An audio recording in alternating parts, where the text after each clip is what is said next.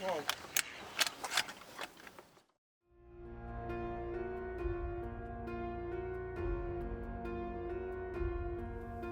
With us not hunting the X on this field, we had to get underneath these birds. They were bouncing around from all these different ponds in the area. They weren't really concentrated on any certain body of water. We just had to get underneath them and hope that, that it would work out.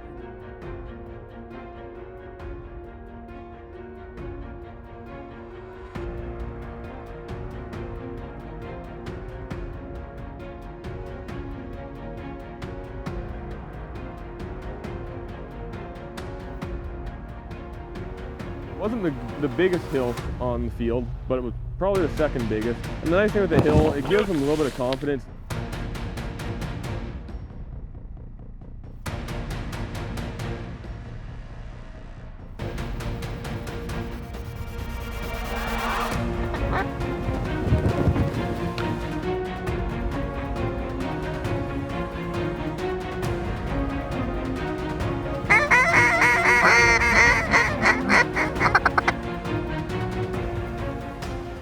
When we're hunting traffic, we try to make sure that if you don't have a lot of decoys, to make it look like you have a lot of decoys. We were running 11 or 12 dozen full-body mallards, but you want to make it look like that's someplace that those birds want to be.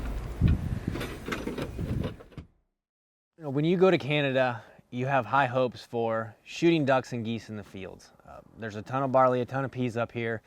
That's what we come here to hunt.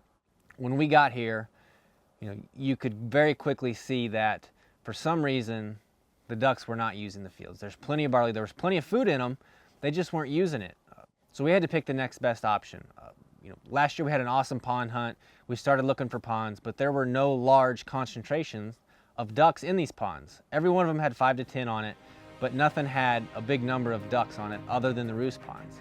So we took our, I guess you'd call it plan C, and we just got under a bunch of birds. We were basically going to run traffic on these ducks.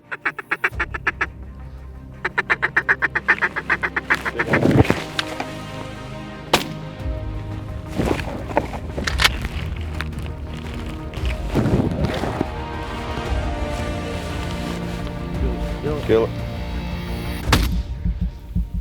Good shot.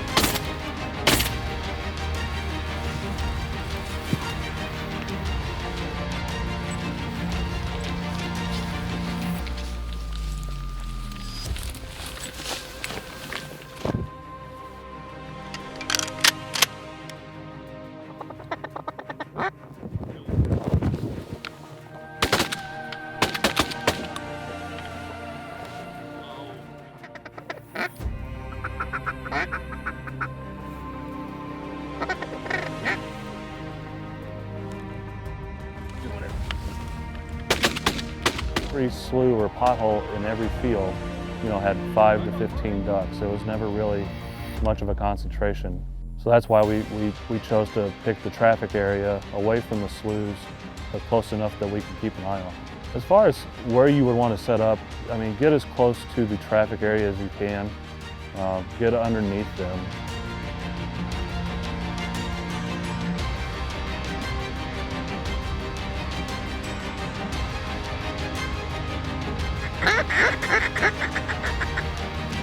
Right, one coming in hard. Kill him.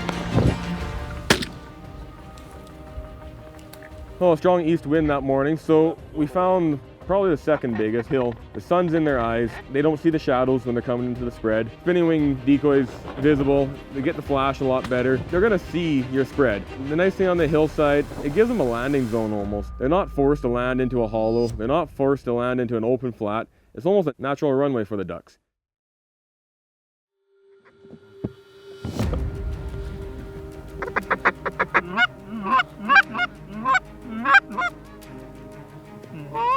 I'm gonna shoot these ducks. Ducks? Yeah. Do it.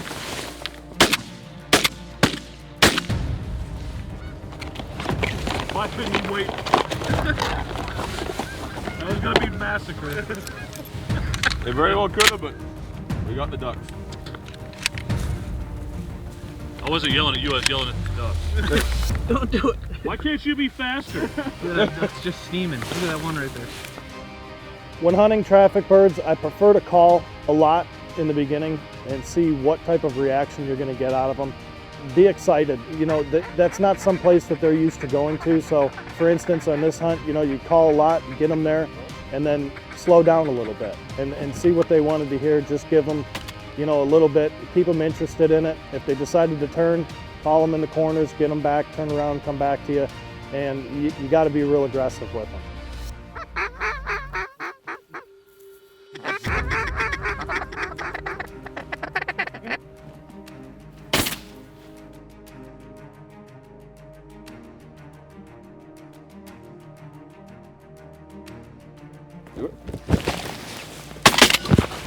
You know, utilizing your hilltops or side hills for running traffic on birds, it definitely increases your visibility. I personally like using a lot of decoys and making your decoys look spread out to convince those birds that this is where the food is, this is the field all the birds are using.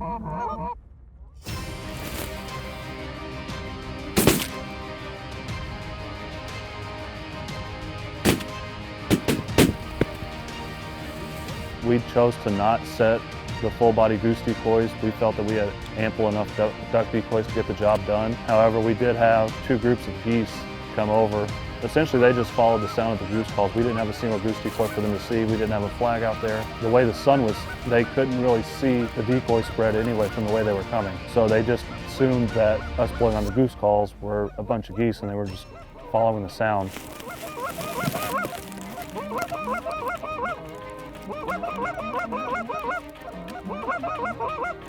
Kill them.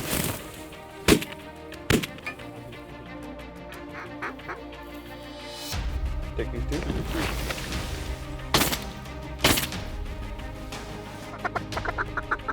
Doing it.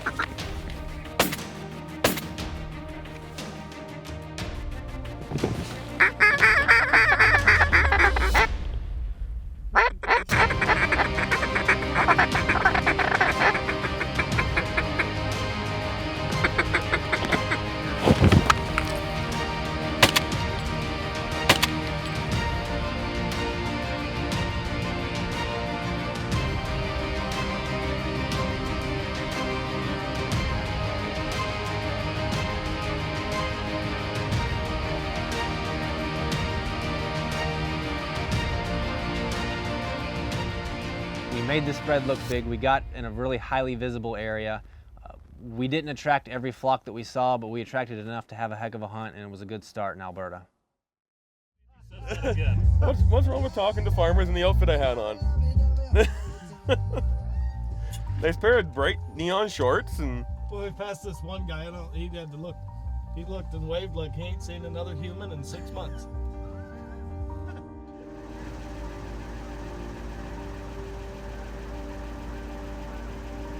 A lot of dark geese. Yeah.